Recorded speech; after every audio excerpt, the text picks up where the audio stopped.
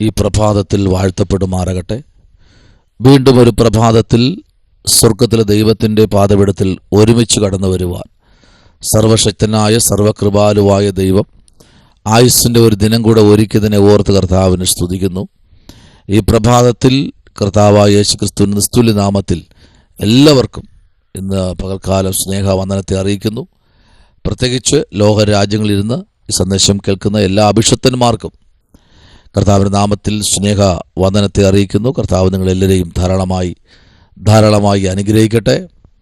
വളരെ പ്രാർത്ഥനയോടെ നമുക്കായിരിക്കാമല്ലോ. സദൃശ്യവാക്യങ്ങൾ 18-ാം അധ്യായം അതിൻ്റെ 10-ാമത്തെ വാക്യം ഇങ്ങനെ വായിക്കുന്നു: യഹോവയുടെ നാമം ബലമുള്ള ഗോപുരം, നീതിമാൻ അതിലേക്ക് ഓടിച്ചെന്ന് അഭയം പ്രാപിക്കും. വളരെ അനുഗ്രഹിക്കപ്പെട്ട ഒരു ദൂതാണ്.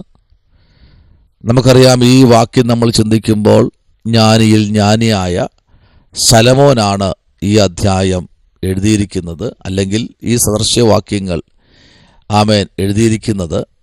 ഇവിടെ നീതിമാനെക്കുറിച്ച് ഈ പുസ്തകത്തിനകത്ത് അനേക സ്ഥലങ്ങളിൽ താൻ പറയുന്നുണ്ട്. സ്തോത്രം. 5-ാം വാക്യം പറയുന്നു: നീതിമാനെ ന്യായവിസ്താരത്തിൽ തോൽപ്പിക്കേണ്ടതിന് ദുഷ്ടന്റെ പക്ഷം പിടിക്കുന്നത് നന്നല്ല. സ്തോത്രം.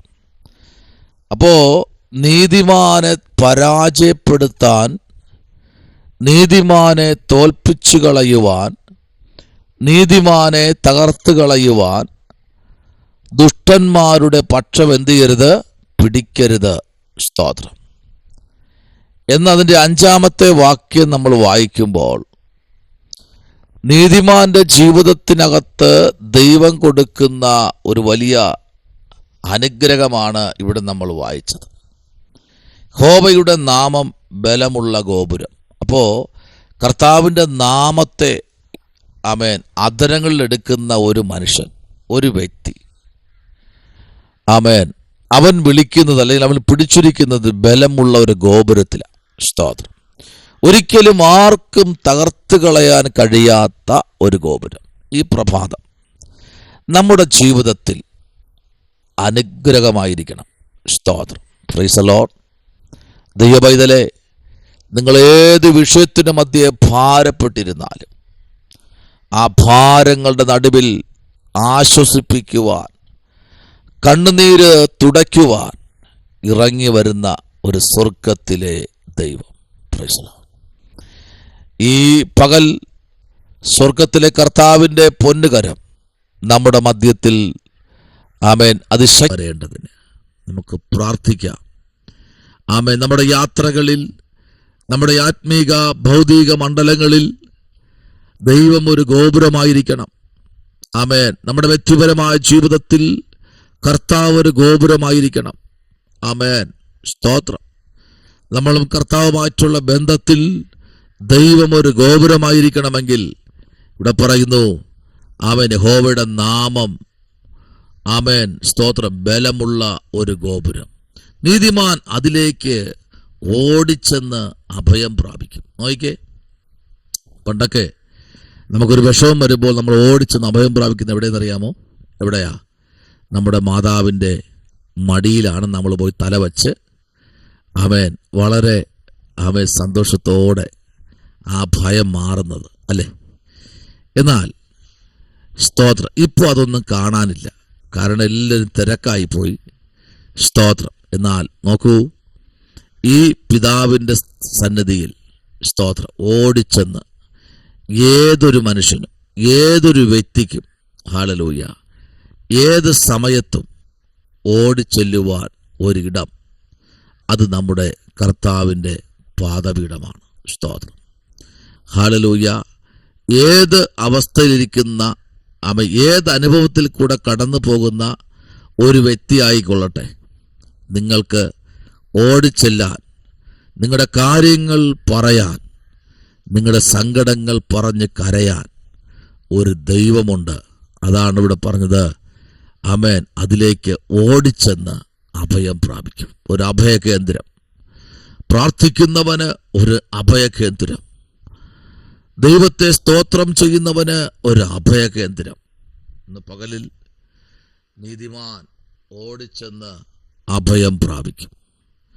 ആ അഭയസ്ഥാനം ഒരിക്കലും മാറാനിടയാകരുത്. എന്നെയും നിന്നെയും സൂക്ഷിക്കുന്ന ഒരു ദൈവം ഇന്ന് പകലിലുണ്ട്. ഇവിടെ വായിക്കുന്ന ഇങ്ങനെയാണ്, ആമേൻ, നീതിമാൻ അതിലേക്ക് ഓടിച്ചെന്ന് അഭയം പ്രാപിക്കും. പഴയ നിയമം നമ്മൾ പഠിക്കുമ്പോൾ ഇപ്പോൾ ഒരു മനുഷ്യനെ വെളിയിൽ അല്ലെങ്കിൽ റോട്ടിലോ അല്ലെങ്കിൽ അയ്യത്തോ വച്ച് അടിച്ചു കൊന്നാൽ ആ അടിച്ച് കൊല്ലുന്നവൻ, ആമേൻ, ആ മരിച്ചുപോയ ആ കൊന്ന വ്യക്തി എങ്ങനെയാണോ ആ വ്യക്തി ചെയ്തത് അതുപോലെ ആ വ്യക്തിയെ ചെയ്യണം.